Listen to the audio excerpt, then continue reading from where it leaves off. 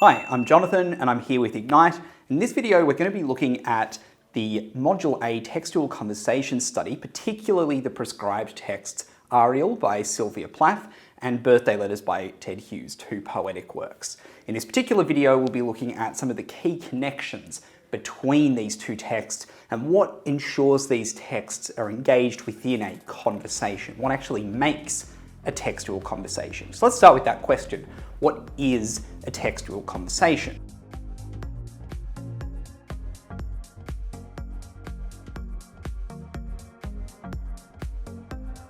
Well, obviously we need to look at the rubric for this and try and decode an answer to this quite unusual question. It's pretty difficult to think about texts, inanimate objects in theory, as being in some sort of conversation, what sounds like a very human, reciprocal kind of thing.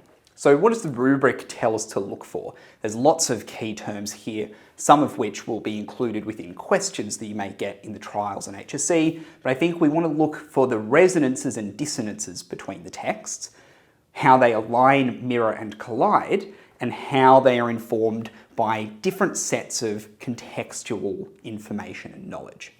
Now, resonances and dissonances is pretty much just a fancy way of saying similarities and differences. So we want to be attuned to what makes these texts unified and what also distinguishes them. And that's going to be in two key ways. It's going to be via the conceptual material, which is informed by context, and it's also going to be through the forms. This is an anomaly in the syllabus where it's not two texts that are in different forms. These are two poetic works. So we want to think about how their forms are also conversing and how there are resonances and dissonances between them, despite them using what seems like the same text type. So let's delve into some of these conceptual connections between the texts. One of the areas in which these texts align, or at least a subject on which they are having a two-sided reciprocal conversation, almost a back and forth between each other, is on the responsibilities of parenthood, about what it means to be a mother, what it means to be a father. This is framed through many different ways. Both composers, Plath and Hughes, have a shared interest in trying to work out the role of Otto Plath, Sylvia Plath's father, in her life and in her death.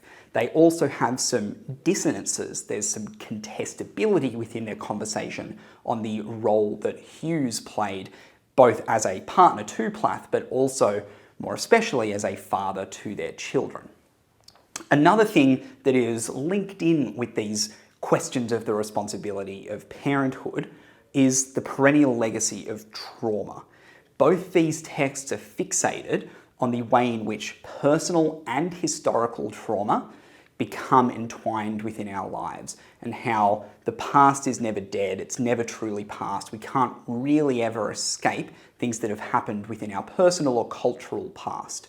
For Plath, this manifests in an indistinguishability of personal and shared collective trauma. You see that in pretty much all of her poems, like in Daddy, where she, perhaps quite problematically, parallels herself to a victim of the Holocaust. And we see that in Hughes, where he brings in these intertextual allusions to Wilfred Owen's poetry and these allusions to World War I to show how he is also shaped not just by the traumas that have occurred within his past, but also within the past of his nation and his world. Within this, there's also a shared, a connected desire for self-victimization between the two. I think both poets, we can see, rightly or wrongly, are trying to frame themselves as a victim of historical, collective, or personal injustices. And that's probably more likely the case, or is more earnest when it comes from Plath's voice rather than Hughes's voice.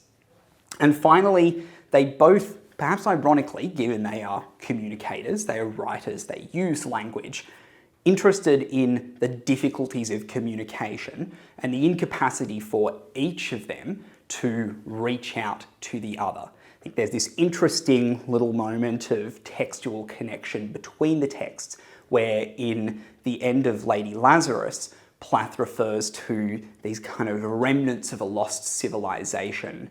I think it's a gold filling, a bar of soap. And Hughes does the same thing in the end of the shot, where he talks about how he's been unable to grasp Plath. All he's able to catch is a wisp of her hair. These little interconnected allusions and references to infinitesimal objects that are symbolizing historical, social, or personal trauma is a representation of the inability for each of them to communicate with each other and with their world. But we also want to think about the formal connections. We want to think about how these texts are engaging in some kind of reciprocal conversation about the nature of poetry in an almost meta-poetic sense.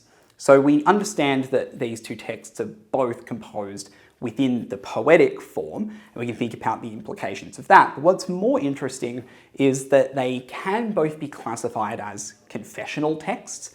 Now, confessionalism is a mode. A mode is some kind of style or kind that can be visible within many different texts. We can see a mode within a film as much as a poem. But confessionalism is a mode that was popularized, for want of a better word, in the mid-20th century with poets like Plath.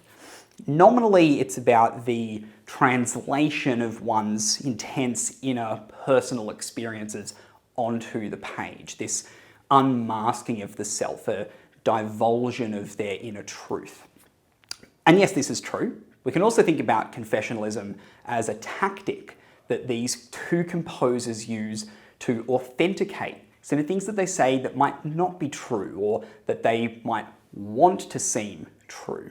We can think about Plath's reinvention of selfhood at the end of Lady Lazarus, where she re-emerges from the ashes as a woman with self-determination, as perhaps untrue given her volatility as demonstrated earlier in the poem and in her other poems. And so we can think about confessionalism not just as something that is all about the translation of honesty, but also something that can be perhaps dishonest in its usage. And we also want to think about apostrophe. Now, apostrophe isn't just a punctuation mark to signify possession or contraction. It's also a mode of address, a kind of voice that usually gets conferred through the second person pronoun, this you, and it's where a composer is talking to someone or something that has been lost.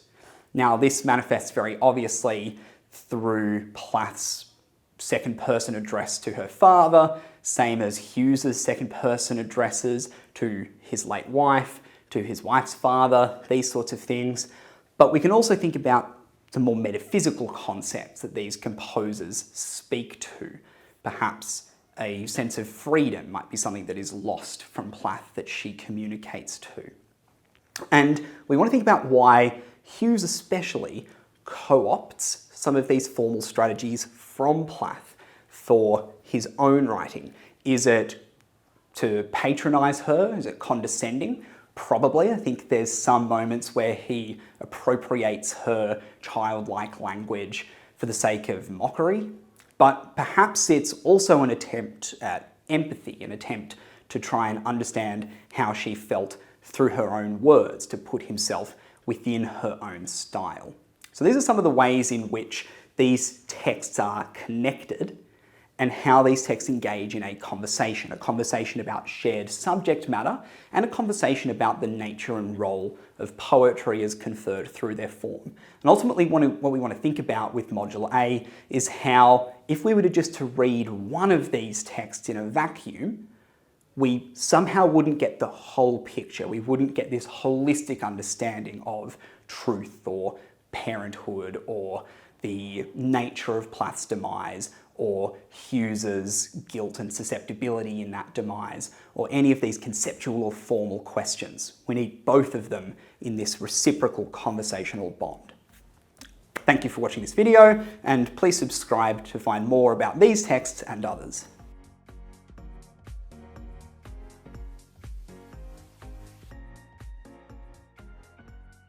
Hey guys, thank you so much for watching. If you do like the content, subscribe to our channel and we'll have more videos coming your way.